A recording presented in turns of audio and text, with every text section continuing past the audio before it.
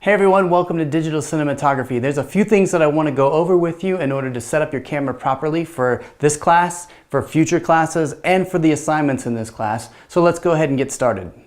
Okay, when you've got your camera fired up, the first thing that you want to do is go ahead and set the recording codec. I'm going to go into the menu, and then the camera paint menu is the first one that pops up here. I'm going to go down to the record out set menu. I'm going to click on the select set button to select it.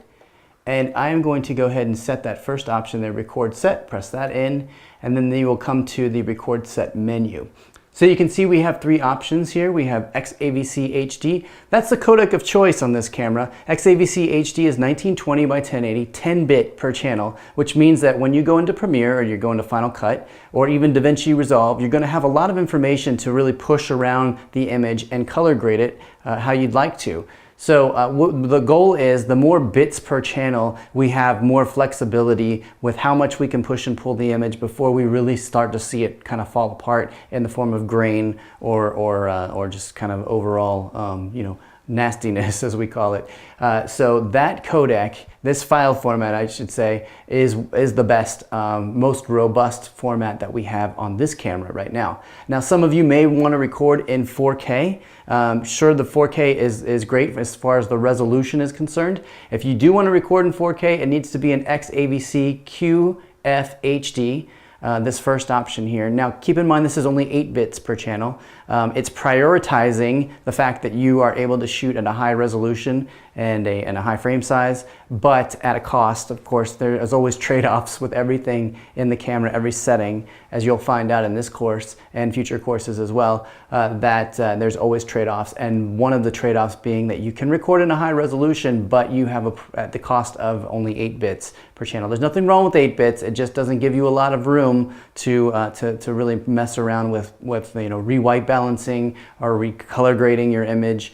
So this XAVC HD codec is really, I feel, one of the best options that we can use here. AVC HD, for instance, this is a kind of a legacy file format at this point, but really, really useful if you were recording a live event or you're recording something where it's going to be going on for 4 or 5 hours, for instance, and you wanted to fit everything on the card. It doesn't take up a lot of space, and it also doesn't take up a lot of space on your computer either. Nothing wrong with AVC HD. It also is an 8-bit codec, so it's not going to give you the same kind of performance or color robustness as, say, the XAVC HD codec. That's why we're going to go ahead and select that now and get you used to shooting on that. If you want to select that, go ahead and press that in, and now we are set up as far as the file format. And now we're going to go down to the record format button, a format option here. I'm going to press select set here. You can see we've got a crazy amount of options here, as you will on most video cameras these days. And these all have to do with, we talked about the bit rate, now we have a megabits per second. So it's the amount of information that it's recording while it is recording. How much data is it actually saving? So we talk about the higher the bit rate, and the higher the megabits per second is going to give us our better quality image. So we want to, you can see we can go to 50, 35, or we can go to 1080p 30. We want to do 1080p 24p, 1080 24p 50 megabits per second. That's really our best overall codec, I believe, especially cinematic wise, 24 frames per second. That is going to give us, very similar to what we are shooting as a standard frame rate in the industry. Now, if you were shooting sports or you're shooting broadcast material, then you probably will not be shooting 24 frames per second. You'll probably be shooting 30p as your time base. So you would want to dial in a codec that is 50 megabits per second there to give your highest quality. It's also going to store more information on the card, so your information will fill up faster. But by and large, to keep it simple, let's go with 1080 24p 50 megabits per second. Okay, we'll go ahead and lock that in. Now, some of you may have more than one memory card. Certainly it doesn't come shipped in the technology kit, but down the road you're going to be using this camera for other events. So some of you already might be doing that. This camera is capable of taking in 2 SD cards. They need to be at the the right speed, class 10 UHD cards. That's they're a little bit more expensive. But certainly if you want to add bigger capacity or 2 cards, for instance, this next option here, which is not going to apply to everybody, I'm just letting you know that this simultaneous or relay record mode is what you want to be aware of. Simultaneous record means if I put 2 different cards in the back here, then I can record simultaneously to 2 cards. I can have a copy of the, just to make sure. Or if I do relay recording, means as soon as one fills up, it's going to automatically go to the other one, the other card, and start, filling up that card without any sort of break or pause in the action, which is really, really nice if you are recording a long day and maybe you only have 2 small cards. Then you want to make sure that you're on relay recording, just in case you go have a long take and you and you run the risk of you want to make sure that you're not pausing in between there or losing a take, for instance. But for most everybody else, just set these first 2. That's good to go. Hit the return to go back to the main menu here, or to the record set menu. That's all the options we need to do here in record set. I'm going to go next to the display set menu. Okay, display set menu is going to allow us to turn on our histogram, which is something you absolutely want to do for this course. Histogram is going to allow us to evaluate the exposure that we're looking at, the image that we're looking at, to make sure that it is good, or it's got highlights or too much highlights, or maybe overexposure. All those things can be determined with the histogram engaged. So if you do not have the histogram on right now, if it's set to off, then you would be able to tell actually by looking at your viewfinder. There's no black bar, a black window over here in this area right above the audio meters. So I'm going to go ahead and press the menu button, go to that display set menu and press that in, and then my histogram, I want to make sure that I turn it on. And when I do that, I'm going to press the menu button again to get out, to go back to my main screen. You can see here now that we've got a black or a window here that gives us basically, it's counting all of the pixels in the frame and telling us how they're stacking up. So anything on the left-hand side is showing us that we have mostly low, maybe low luminance pixels or darks, kind of highlights to shadow details. So we have a lot of more shadows than we do in the highlights. We really don't have a lot of highlights as the camera sees it right now.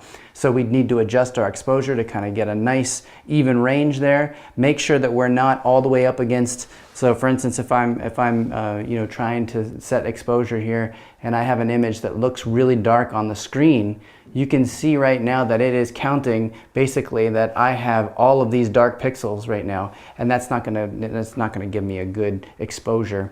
That's a great way to now understand exactly what the camera is seeing independently of this viewfinder. Now we want to kind of look at the viewfinder at all times to see, kind of what our framing is, and definitely use it for focus. But if you're working outside with a lot of ambient light, it's very good to start getting into the habit of looking at the histogram, because the histogram is going to tell you exactly what the sensor is seeing. So there'll be no guesswork involved. You don't need to interpret it with your eye and say, oh, that kind of looks good on the viewfinder. But if the histogram looks like that, that means you're going to be recording a lot of dark pixels and pretty much an indicator of underexposure. Conversely, if it was all the way to the right-hand side over here, on this side here, you're going to have a lot of white going on in the image, which is going to represent overexposure. So we kind of want to understand, and I'm going to go over this a little bit more when you get into the exposure week, but I wanted to just let you know that we need to set up this histogram and make sure that it is turned on for all of your assignments, and start to use it for everything that you're going to be recording here in LA Film School. So next I want to go into the Zebra. I'm going to go over to the display set menu, which we just were at, and right underneath histogram is Zebra. And I'm going to go ahead and turn that on. The way that I can turn that on is to go ahead and select here on and make sure that it is not off. We can either select Zebra 1 or 2, but we can preset a Zebra 1 and 2. It doesn't matter. We can assign a different value to either 1 or 2. For now, let's just go ahead and set up Zebra 1, press Zebra 1 right there. And then you can see here we can go ahead and set Zebra 1 level. So I'm just using the select set knob to go up or down here, and when I'm ready to make a selection here, I'm going to press it in, click it, and I'm going to actually set this Zebra right now. I've got it set for 100 IRE. 100 IRE is great to work with when you're working outside because you can see basically where your highlights are, where your overexposed highlights are happening in the frame very dynamically. And I'll show you what I mean actually right now. So I'll just go ahead and press this in when I'm ready to select it to 100 IRE, for instance. Now, the way that I can simulate this is to go ahead and mess around with the ISO setting, as you can see here. I'm going to mess around with the ISO setting just to illustrate that what zebras look like. And I'm going to go ahead and move that, manipulate that up or down now. So as I am making the camera more light sensitive, you can see that my histogram now is changing. It's actually growing from left to right and distributing differently. Right now it says we have a lot of midtones in the shot. And as I go and get really high exposure values, you can see we start to see these zebras here on the shot. And sometimes you'll actually see zebras all over the place. Here, let me see if I can, yeah, there we go. This might happen when you go outside a lot of times. And so we want to make sure that our histogram is not jacked all the way up on that right-hand side, because you can see right now that not only does the viewfinder indicate that there's a bunch of white going on in the frame, but you can see it in the histogram now and with the zebras. Zebras are telling you, hey, everything that the zebras are showing right now, all those surfaces are at 100 IRE, which is right at the point where it is being overexposed. So those are going to be overexposed or lost highlights. So certainly that's a very useful tool to have. I'm going to go ahead right now and just bring my ISO back down to a workable level. And we'll explain ISO and compensations in a little bit. So I'm going to go ahead and lock it in there at 1000. But I wanted to illustrate how, what zebras do. Now, one more thing about zebras, it's really a great function. I'm going to go back to my zebra point here, zebra function, and I'm going to adjust this from 100 and I'm going to take it down to 70 IRE. I think I'm reading a monitor here while I'm doing this, so bear with me. All right, 70 IRE. I like 70 IRE because, especially when I'm working with talent, I'm doing interviews or I'm doing a take where I have talent lit in the shot. 70 IRE is a great kind of base point. Now, it's not right for all skin tone types because some skin tones are more reflective than others. 70 IRE is a great point to kind of measure where your hot highlights are on the side of the face that's facing the key. So we want to make sure that our highlights on that side of the face is reading at 70 IRE, or exposure is set so that our hot highlights are reading, or we're getting zebras on those spots that are at 70 IRE, just on the key side of the face, not on the fill side of the face or the shadow side, but on the key side. That kind of gives us a good range that we know that our highlights are not being overexposed or lost completely, and that we are preserving the skin tone detail. So 70 IRE is good to use for that purposes. And you can flip between the two. That's what Zebra 1 and Zebra 2 is set up for. You can go ahead and preset those ahead of time so you don't have to keep going back in and flip those around. Anyways, just wanted to let you know that zebras are a very important evaluation tool in addition to the histogram, and they should be turned on for the duration of this course, and I think you're going to appreciate using them for other courses as well. Okay, so once we've got that set, let's go back to the OK button here, and now I'm going to go over to peaking. Peaking is a focusing aid. What peaking does, let me see if I can simulate this right now. Now you can turn it on or off. I like to turn it on, and you can set it to a color that you like, white, yellow, or red. I like red. I'll go ahead and use red there. And you can set it to high, medium, or low. We're going to keep it at a medium level for now, but this is all subjective and to taste. What peaking will do is going to give us when we are in focus, it's going to show red little lines on the areas that are in focus on the shot. So for instance, on this door, on the side of the door there, all of the sharp lines are going to appear red in our viewfinder. They're not going to record that way, but it's going to be just like I said, like a little focusing aid so that you are able to get focus. But the best focusing aid is actually on the hand grip, and I'm going to come back to the hand grip in just a second. But the hand grip has a little focus magnification button on it, And if you press that button, you can see right now we're at 4 times magnification. There's a little window that appears here, and there's a little red box inside that window.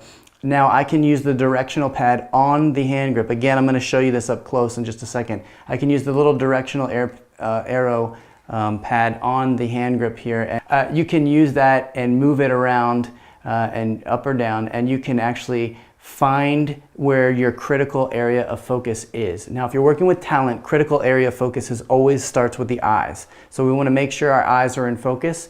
This way gives you a little bit of a magnified view, a 4 times magnified view, for instance. You can go ahead and then use the rings on your lens to go ahead and bring that in nice and sharp. In fact, there you can see a little bit of peaking happening underneath the hinge there on the bottom.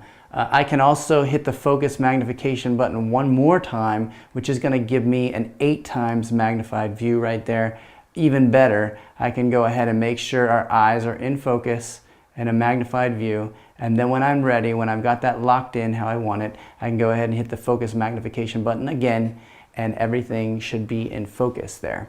So those 2 things, between peaking and the focus magnification button, you will be able to really nail your focus. So I just wanted to point that out to you. But again, I'll show you the hand grip in just a second. Okay, so the main things that we're concerned with, we've talked about the histogram, we've talked about zebras. Now let's talk about ISO and how to set that. ISO is right here. This actually will say ISO. If you have it properly set up, it'll read ISO, but if you don't have it properly set up, then it may not read anything. Let's go ahead and set up ISO real fast. Press the menu, going to go into the camera setup, or camera paint here, and then click on that select set button there. Use the ISO set. I'm sorry, well, that's how you would control ISO, but to turn ISO on, or so that it's showing ISO on the bottom of your frame right there, you want to make sure that it actually says not gain, but it says ISO, and click that and lock that in. Now to ISO set right here, we can actually set a low, a medium, and a high. Now this is great because you have a little toggle here on the side of the camera that says low, medium, and high.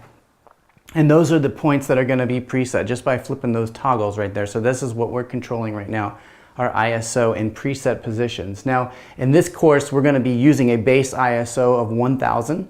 The midpoint, I'm okay with you using anything in between 1000, but let's say 1000 or 2000, for instance, because 2000 is 1 full stop of light exposure gained. So we'll go to 2000 as our midpoint. And then for our high point, we want to set that at 3200. 3200 is really our max. We don't really want to go above 3200 with this sensor because we're going to really start to see noise in underexposed areas, and we don't want to produce an image that is going to have a lot of noise on the image. So we're going to set those 3 points right there and hit the menu button when we are done. Now, if I go over here to this toggle, when I need to, if I need to adjust my exposure, I can easily go from a low, medium, and high here and say, well, I need 1 more stop of light.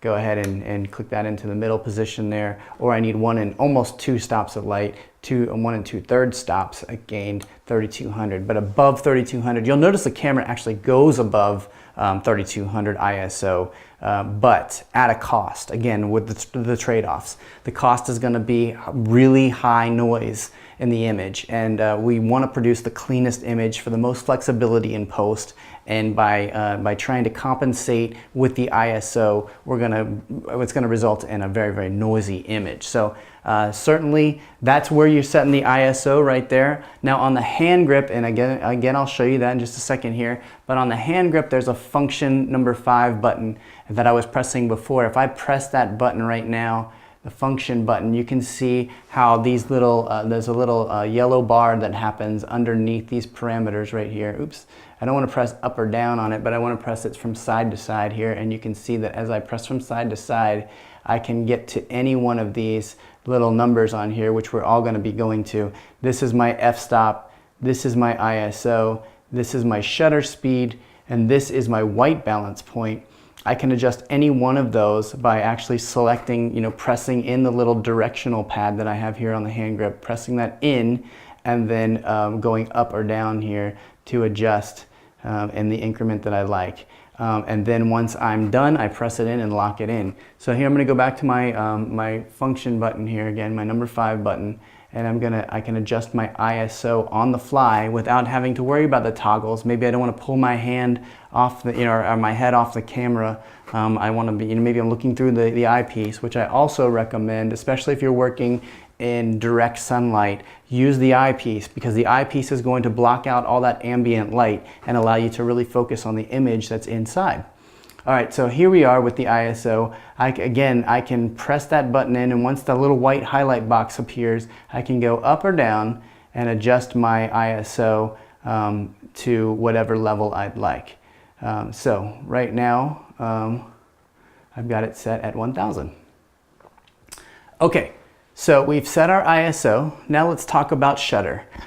Shutter, I can actually turn on this little shutter button here, right here. If I press the shutter button, for instance, or I should go back to ISO real fast. If I press this ISO button, you can see what's happening is it produces a little A in front of that ISO. And what does that mean? Well, the A means that you're in automatic ISO adjustment. So that means that the camera is deciding based on the scene that you're shooting what the ISO should be at.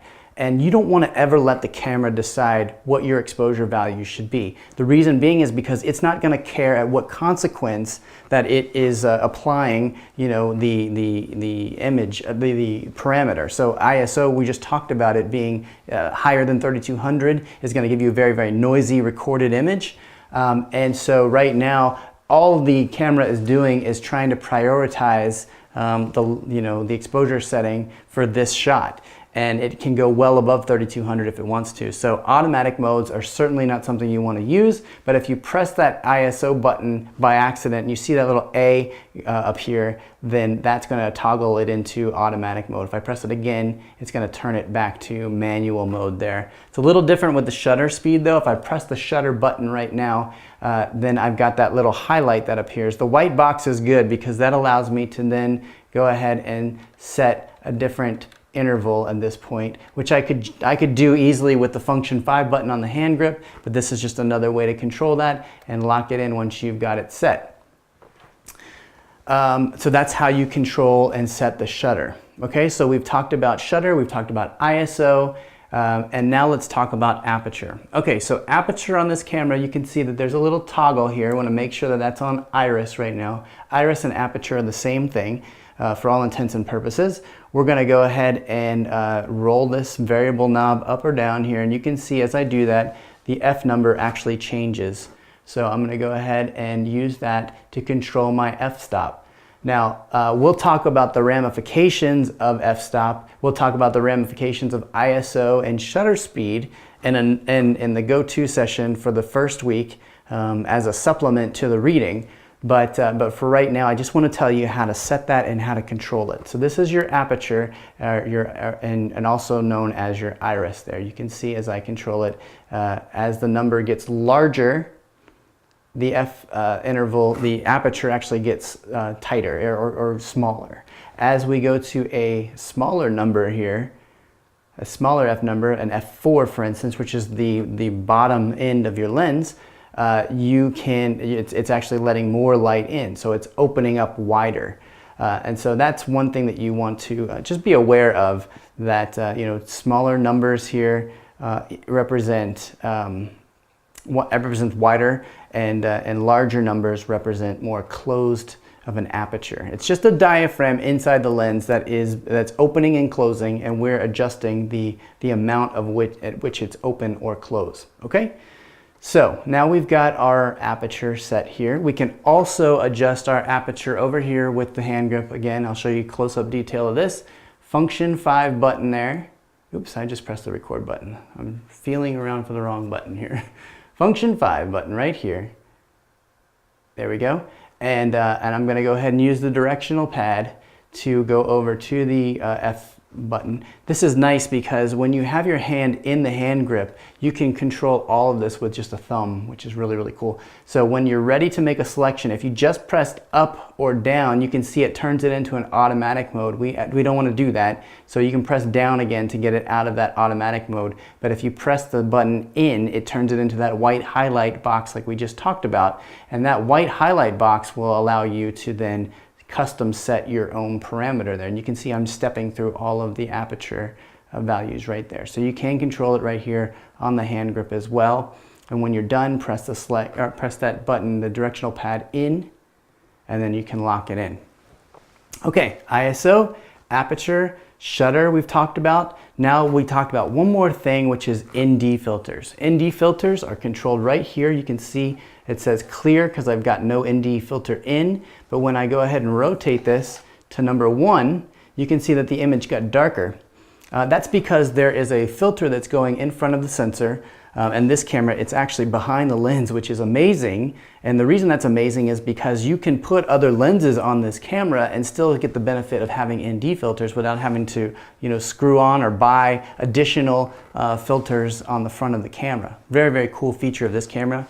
But certainly you can go ahead and dial in a 1, which is going to give you 2 stops reduction. If you're working outside, like we just showed you with the zebras, when you have those crazy zebras that are happening when you walk outside because the camera is basically wide open, then you can use your primary adjustment here, which is your ND filter. That's reducing the exposure by 2 stops, which is pretty cool. And you can go to a number 2, which is going to be a 4-stop reduction. And a number 3 is going to be a 6-stop reduction. So this is just like sunglasses. It's just a reducing the amount of light that's coming through the lens, especially when you're working outside. That way you can prioritize things like a wide open aperture or different parameters on the camera and just reduce the light with your ND filter. But there's one extra thing that this ND filter does that I think is very, very unique to this camera, and certainly something you're going to love. So all right, flip this to ND, flip this from preset to variable. Okay, now we want to have 1, 2, or 3 engaged. It doesn't really matter, but it can't be on clear. It needs to be on 1 or 2 or 3, doesn't matter. And now if we use this variable knob that we were using to control our f-stop, we are controlling the ND in 1/3 of a stop increments, which instead of just going 2, 4, or 6 stops allows us to customize exactly how much ND we are using. If we only needed a little bit of a third or something, for instance, then we can absolutely dial that in all the way up to 128. 128 here is the top of the line, which is a 7 stops of ND reduction. Pretty amazing, but you can control that in 1/3 increments. So I highly recommend to, once you get your aperture set and your other parameters set, to start using that variable ND filter at will and dial that in, and then look at your histogram in conjunction with that. Right now, obviously, we have nothing. We have no information there. Everything is completely solid black, which means we have no highlights, we have no midtones, everything is in complete shadow detail. In this case, I think if I was to hold my hand out in front of the lens, I'd barely even see anything. So if you see an image like this, obviously we're very, very underexposed. So we would need to adjust either our aperture or our ND filter there, or our ISO in some cases, to bring that image back up to a proper exposure. But that variable ND filter is really, really cool. One thing that you can do then when you start to use your variable ND filter and you want to adjust your aperture, let's say for instance you want to change your aperture, go back over to that function number 5 button on the hand grip there, and then of course you can see now that I've got ND involved, I can actually use that directional arrow there to go over and press the button in and control the ND from here as well. But I can also control my aperture. So I can leave this on variable ND, press that function 5 button, go over to my aperture, and now I can adjust my aperture as well, and my ND, leave that there. So that's just a combination trick that you can do. Otherwise, if you wanted to go back to your ND filter, or back to your aperture from here, what we need to do is just flip this from ND over to aperture, and now we can adjust our aperture here. So this toggle is allowing us to share the function of both of these, both of these features right here. But if you are ever in a situation where you're working outside and you came from outside and you have the variable filter and variable ND filter engaged and you want to get rid of, at very least, if I was to roll the variable ND filter all the way down, for instance, we've got from 128 all the way to 1/4. 1/4 is still 2 stops of ND reduction. There's no way to take it out completely unless I go from 1 here back to clear. Now clear will not let me adjust my ND filter. In fact, we'll get a little warning there that says, hey, you need to put this back in. You need to turn the ND engaged at least to 1. That way you can use your variable ND filter. But this, going from clear, means 0 stop, no reduction at all that's happening with the ND filter. So that's really cool. That's a really cool feature of this camera.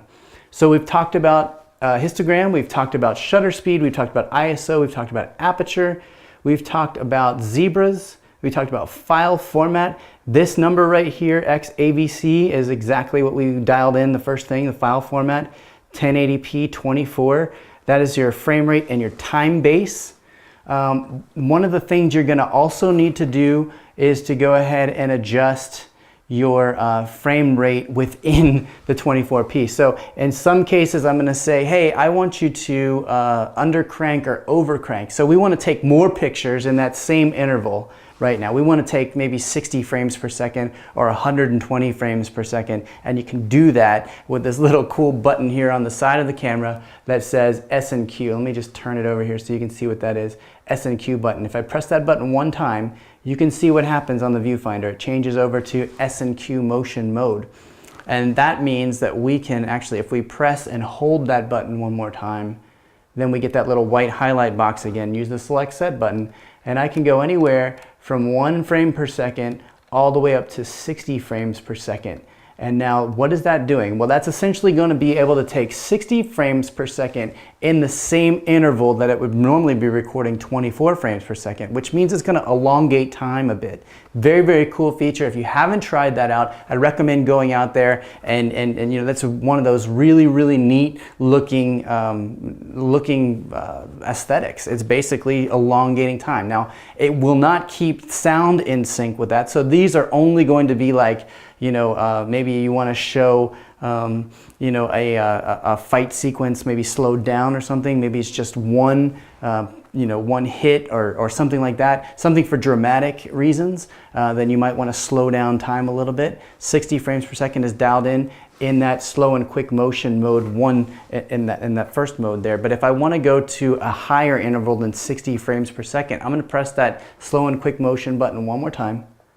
And you can see it goes over to super slow motion mode. And if I press the slow and quick motion button in and hold it, now I get that white box and I can adjust anywhere from 120 frames per second all the way up to 960 frames per second. And you can see what happened automatically. The histogram went away, which is interesting. So that means that you're only going to be able to rely on your zebras right now. And if we're seeing this image right now, you can see that it completely went dark.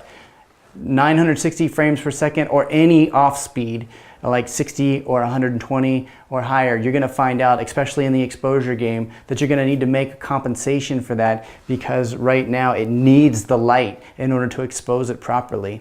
So I'm just alluding to something that you're going to come up to in week number 1, but certainly this is the way to set your super slow motion mode, 120 frames per second or lower. If I wanted to reset that again from 960 frames, then I'm going to go ahead and go over to 120 frames per second. Oops, I didn't do that because I'm not able to read it properly, but oops, pressed the wrong button there. Press and hold this super slow motion button there, and let's see if I roll it down here. Down's usually down. 120 frames per second, which is great. Now, one of the things that might trip you up is if I was to go ahead and hit the record button right now, you're going to see it say buffering. What's interesting is that even though I am recording right now, it's recording all the action because it's writing at such a high bit rate, it's actually storing it into an internal memory and buffering all of that because it can't write it to the card fast enough. So then when you press the button again, or you just let it run out, and for that entire buffer interval, it's going to say recording. And so recording means it's actually writing it back to the card. So buffering means recording, recording means it's recording it back to the card. So you want to press the button when the action is happening, so that way you can make sure that you get it and not try and go through buffering and think you're doing it when it's hitting recording. So I just wanted to point that out to you real fast. Okay, one last thing, when it's done, it'll actually go back into the super slow motion mode. To get out of that, press slow and quick again, and you can see that we don't have that blue heading up there, and we're just back into our regular mode again. So we're back ready into our normal 24 1080p frames per second there. So that's exactly what we want to do. Last thing I want to do is tell you about picture profiles real fast. Some of you may have different picture profiles dialed in a different class. You may have set one, but what you want to do for this course is to go ahead and turn that off. So if you are in any one of these other picture profiles, which are essentially gamma settings, some that they all can be customized, but a lot of them come standard from the factory. If you haven't manipulated this at all, or if you have, either way, you want to go and just turn that off.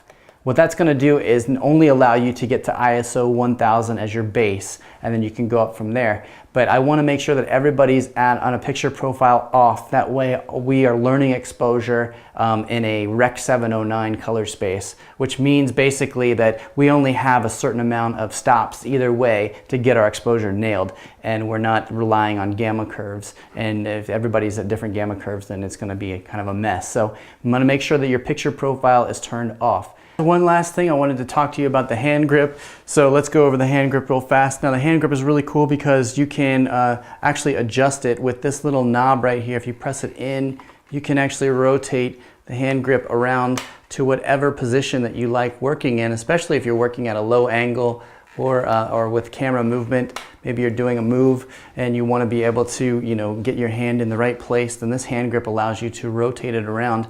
I'm going to be rotating it around a little bit so you can see some of the different buttons that I was pressing here.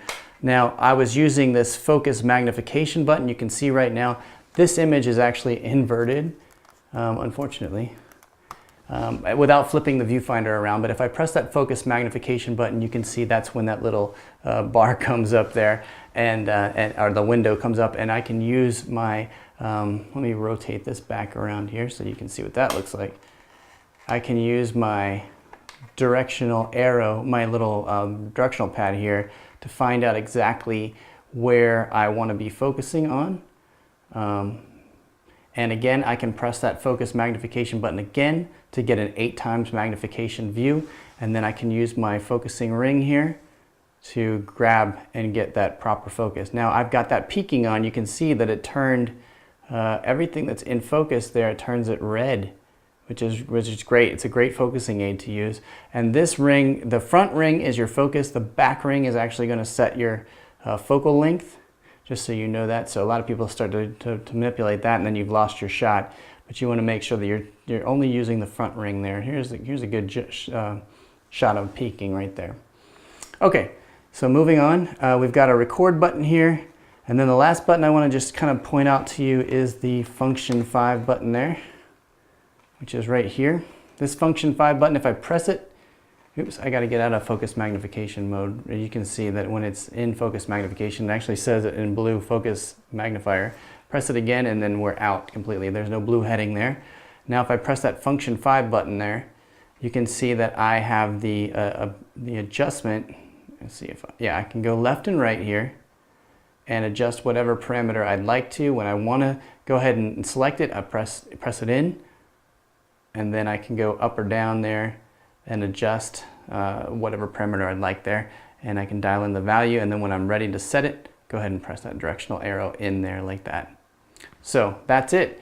That's the whole hand grip. Like I said, it's a very, very cool hand grip to use. It's a unique feature to this particular camera. Other cameras in the past only had a fixed kind of hand grip, and certainly not the kind of functionality or buttons that you get with this particular camera. So now I think I've covered everything that you need for this particular video. I want to welcome any questions that you have. I have an open door policy, so certainly get a hold of me if you have any questions. We can do a go-to session, or send me an email, or however you like to communicate. Certainly communicate with me, and let's get you up to speed. Additionally, if you would like some additional help. So anyways, I hope this was helpful for you, and good luck.